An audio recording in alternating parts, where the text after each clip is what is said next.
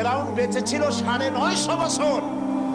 কোন কোন কিতাবে লেখা আছে 950 বছর হায়াত পেয়েছিল, জানি না কত বছর পাইছিল। 950 বছরের ভেতরে একদিন তার সর্দিও হয় নাই। ও যেন বলতে না পারে যে যদি আমার অসুখ বিসুখ হইতো তাও তো আমি আল্লাহ তোমারে ডাকতাম। মানে মুনাফিক, কাফের, বেঈমান, অহংকারী, আল্লাহ সুযোগ দেন, পাপিষ্ঠকে সুযোগ দিয়ে দেন। এই কথা যেন বলতে না পারে যে আল্লাহ আর যদি 6টা মাস সময় পাইতাম তাহলে আমি ভালো হয়ে যেতাম। এরকমও সুযোগ দেওয়া হয় না। ঠিক আছে, করতে থাকো, দেখি কতদূর পারো। তারপরে যখন সীমা লঙ্ঘন করে করে একদম প্রান্তে এসে যায়, তখন দড়ির অপর প্রান্ত কার কাছে? কার কাছে?